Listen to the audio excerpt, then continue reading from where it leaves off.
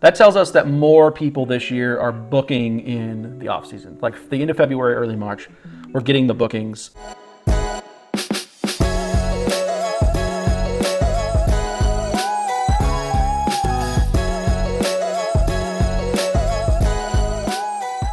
Zach, did you know that where we sit here at 11 West, which is Sunrise Beach, you have multiple properties here, which we're going to share for short-term rentals. You have a house literally next door.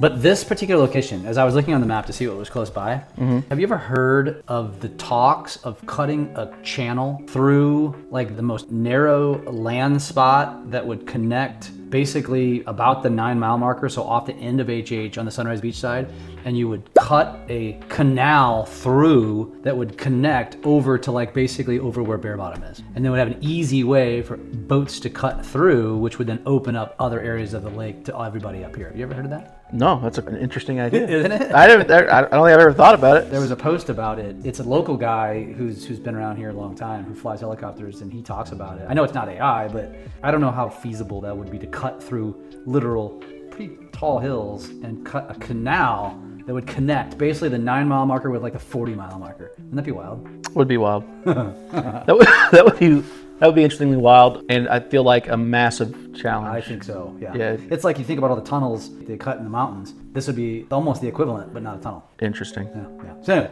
we're back for the, I guess we call it this March update. We're getting into the hot season. As the day of this recording, which this will be a few weeks before it comes out, it's hotter than Hades. Yeah. It's going to be 90 degrees. Everybody's feeling it. It's like the excitement's ramping up. People are booking short-term rentals. We, as Green Welcome League of the Ozarks, we are up about 3% on occupancy year over year. So when you think about across all our properties, last year, we, at this time, like year over year, we had about 15% of March booked total. This year, we're closer to 18. I think we're going to hit 22% for the end of the year. The market is also up 2%, which is really nice to see. And if you look at the basic just data over the last 30 days, so this is March 19th, so let's go back 30 days from today. The estimated rental revenue, or the average, let's call it daily rate across all types of properties, all sizes, is up about $21 a night. So $21 a night across all. So it's the average daily rate for the last 30 days. So you got to remember the end of February too. So the average daily rate is up to $158 across all properties. So that gives you an idea. Like as we get into like June and July, it's gonna be like $500, $600. So like it gives you a good idea. Yeah. There are currently on the market today 9, 10, 12 bedroom homes that are booking for $200 to $300 a night, plus cleaning fees, plus booking fees. If you think about it that way, like a ton of players have gotten into the game, and a ton of people are pushing off-season rates down to drive bookings. Like they want the occupancies. If you're gonna play in the off-season, you got to drive the rate. That's just the reality of where we are. We sit the annual revenue for the last 30 days that people are making. So you got to remember, off season. Last year it was just under $200 in the last 30 days. Most people made in profit Over an entire month. AKA they weren't renting. They weren't renting their home. The average is up $345. So we're at $745. That's great.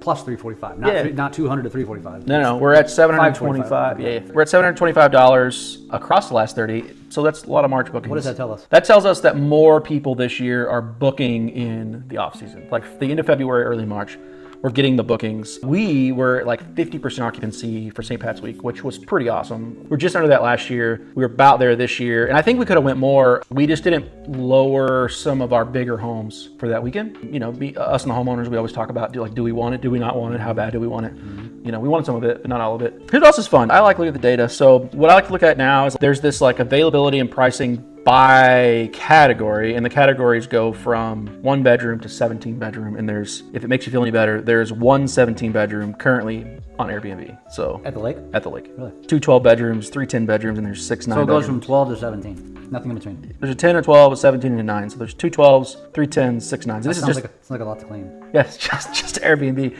And we don't know how that's split up. So here's what's fun. This is just Airbnb. If you're like, I saw 4 17s on VRBO, that's because we're just looking at Airbnb. So I'm just splitting that out. The data is separated.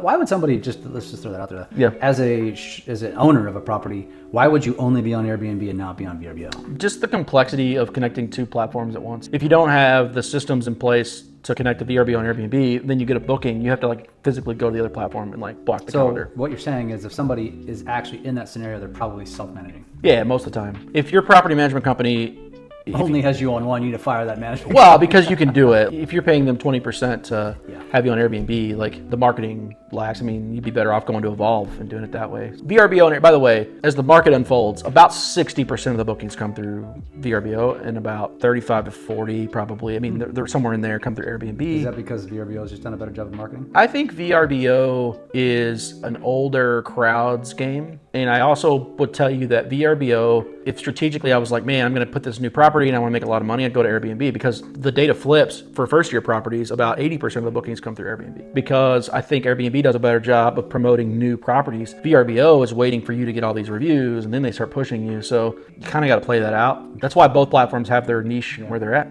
I'll also say that like Airbnb guests typically, if I was going to categorize this in a bucket, Airbnb guests are typically easier to talk to and they respond. And it's because Airbnb promotes communication on their platform. VRBO guests, like sometimes we never hear from them. We don't get a lot of reviews from them. Like we have to really push to get them. I think it's just because they want to book, they want to show up, they want to pay their fee, and they want to go home. Like that's what they want to do. Unless there's a problem. And then you've got Airbnb guests who like fundamentally enjoy using the platform. Airbnb has a better app. That's a fact. That's not a question. Yeah. The app is easier to use. Yeah. So here's what's fun. So this is kind of like going into the season, looking at Airbnb, and it's just one piece of data. So you kind of got to think about all of it bigger. But okay, so there's total on Airbnb across the lake territory. So I'm not counting if you get outside of the, let's say 5 key areas. There's roughly 3,000 properties across the lake. Of those, how many bedrooms do you think is the most amount? 3-bedroom, 2-bedroom? You mean of bookings? No, of total properties. Oh, and literally 1, 2, 3, 4. Yeah, in that category. So there's almost 3,000 active listings on Airbnb. How many? Logically, I would probably say 3-bedroom. Yeah, so there's 1,040. So a third. That's so like when people say like, why, like, I get this 3-bedroom for a little bit more, and I always tell them. Because it's diluted. It's diluted. Yeah, so you could go 2-bedroom, which has 730. Still a lot. Still a lot. It's actually still the number 2 category now. It wasn't that last year. It wasn't that way. It is now. It's now the number 2 category. Now you go, what is the thing that's standing out? 1-bedrooms, there's 300, and studios, which are 40. So a studio, the only difference between 1-bedroom and a studio is literally an open concept with a bed. The bedroom is also in the kitchen. Yes. There's like a bathroom and then it's open. That's the only closed room. Yes. Okay. A bedroom is like truly a closed room. So you've got 40, 317, 40 on a studio, 317 on a 1-bedroom, 730 on a 2-bedroom, 1,040 on a 3-bedroom, and then it starts to come down. So 4 bedrooms, 420 on a 4-bedroom, 200 on a 5-bedroom, 82 on a 6-bedroom, 36 on a 7-bedroom, and then it's literally super niche. Yeah. You go, okay, well, what does that mean from those numbers? How do they translate to a median booked weekly price? Like if someone's going to book, what would that translate to? On a 3-bedroom, the median weekly price on Airbnb book, that's including all fees, is $191, and on a 2-bedroom, it's $123. Except since I own a cleaning company, I can tell you that cleaning the two things, it's an extra $85 to $100 to clean a 3-bedroom than it is a 2. So you look at that and you go, well, how much of that is just fees? So you're making an extra, let's just for rough math say you're making an extra $20 a night to upgrade to a 3 across, the total nights. And then you go over and you're like, oh, what's the average occupancy? 2-bedroom average occupancy is 46% of the year. 3-bedroom is 35% of the year. So you make no more money. What's 4? 4 on occupancy? Yeah. It is right at 34%. So right at the same as the 3. We're almost right at the 3, yeah. Except the 4-bedroom, you go from 191 to 281 on pricing. Yeah, and a lot less diluted. Yeah, and you get into the 4-bedroom category, that's where I usually tell people, like, if you're going to go 4 and be nice. Like, stand out at least. That's where the hot tub and the pet thing really plays in. Yeah. I mean, the 3-bedroom, though, just in general, also very rare to find 4-bedroom condos. There's so many condos here. Condos typically are 2 and 3-bedroom. Yeah, and even like the 4-bedrooms we have, they only sleep 8. If you try to put 12 or 16 in there, you'd be disappointed in yourself. Yeah. I mean, it's fun to go all the way down to like the number of average nights booked, So there's a lot of places we go with this. I'm going to go one specific direction, which is if you are a short-term property owner. I would have a question for you.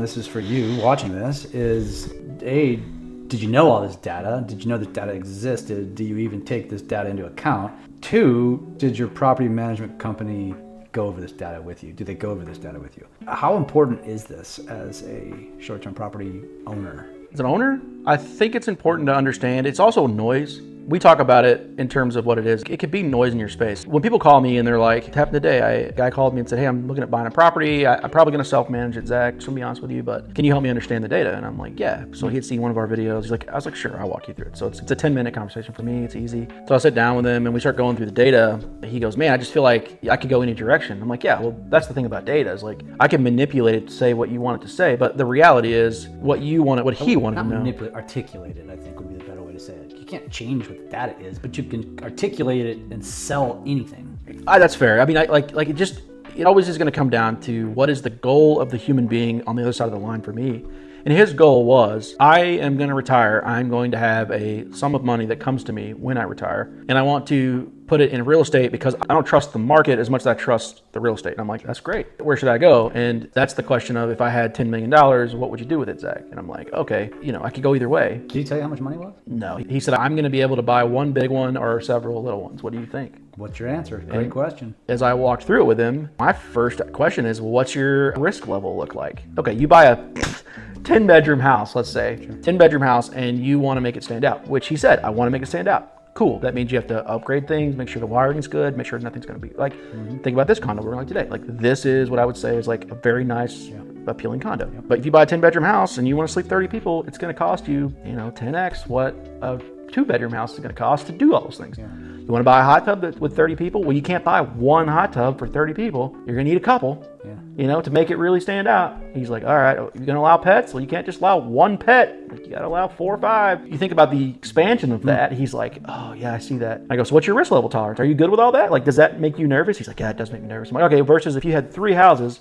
and you bought 3 hot tubs, and you split them across those 3 places, and then you said, now I've got AC systems that are working for a 2-bedroom house versus a 10-bedroom house. Maybe you have the same number of AC systems, but I can promise you that one's going to be less of a threat to you than others. So as we talk through it, he's like, yeah, I get it. And I go, oh, by the way, you're still looking at 8 to 10% on your ROI. I'm not even thinking about what your mortgage is going to be. I'm just saying straight money on money, your cash on cash. Where do you want to put it? And he's like, oh, I get what you're saying. You walk through that. In his case, his risk tolerance was like, yeah, I'd rather diversify into like 2 or 3 properties, maybe one in Sunrise Beach, maybe one in Lake Ozarks, maybe one in Osage Beach, where I'm getting at the 2-bedroom market where I'm getting this 46% occupancy across. And then, let's say the Lake Ozark property doesn't work out, like doesn't rent as much as the average. Do I move it to Sunrise Beach versus buying one big one? You got to ride it. Can you guess the numbers on this? What's the big one?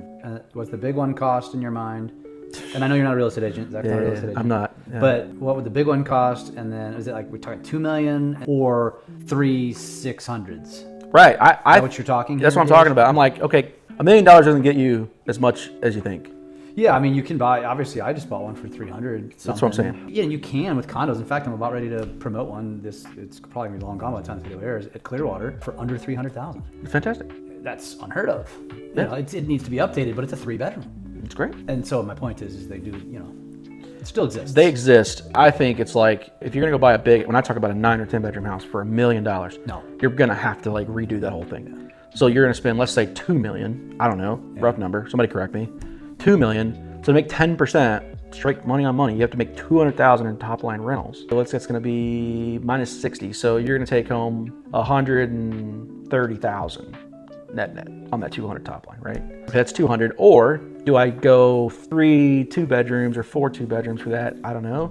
And I make 40 to 50 on top line each one of those. Yeah. And I'm making my 200 in that way. Yeah. And then do I keep my cost staggered? Because your costs can stagger out across that. Because I've had the other way where someone's called me and said, I don't want to deal with 3 or 4 headaches. I want one headache. I was going to make that point. I want one headache. And I'm like, yeah, you can do that too. And actually on these bigger homes, what a lot of people get into, like for us, we have some big homes and I have the same inspector now on that home every single time. Mm-hmm. Why? Because they know the house. The clients are different. The clientele is very high end. They typically want it to be right when they show up. They don't want to deal with any problems. Versus at a 2-bedroom house, the clientele, to be honest, a lot of times they're willing to, hey, the water here went out. Like they'll let me come out and fix it and not give me a 0-star review. Right. So fascinating. All these things to think about. But these are the things that if you're going to seriously get into this stuff, or you're currently doing it on your own, or you're with a management company that just doesn't do any of this stuff, these are all things to consider because there's a lot of different categories that people could fall into. And that's why we're doing this, is to talk through it. Yeah. One more set of data. Okay.